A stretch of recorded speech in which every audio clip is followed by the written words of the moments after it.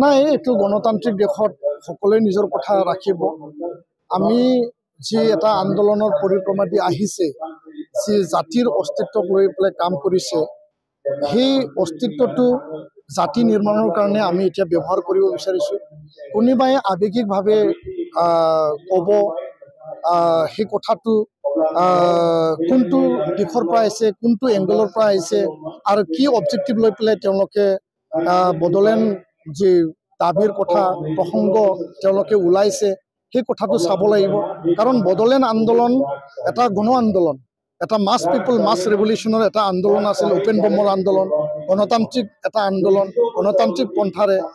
আৰু সেই আন্দোলনটো যি মৰ্যাদা, যি এটা খ্যাতি মানে অৰ্জন কৰিলে, সেইটো সৰু পৰ্যায়ত আন্দোলন কৰি পেলাই সেই পৰ্যায়ত কোনোবাই মানে নিজৰ দৃষ্টিভংগী, নিজৰ এটা মানে অবজেক্টিভ, নিজৰ এটা বিভিন্ন দিশ থাকিব পাৰে, সামাজিক দিশ থাকিব পাৰে, ৰাজনৈতিক দিশ থাকিব পাৰে, বিভিন্ন পন্থাৰ যোগেদি সেইটো হ'ব পাৰে। সেই কথাটো তেওঁলোকে বিবেচনা কৰক, মই ইয়াৰ ওপৰত ক'ব লগা নাই। কিন্তু সেই আন্দোলনৰ মৰ্যাদাটো তলত আনি পেলাই আন্দোলনৰ যি এটা ভেটি নিৰ্মাণ কৰিছিল, সেইটো লাজ দিব নালাগে, মই সেইটোৱে ক'ব বিচাৰিছোঁ।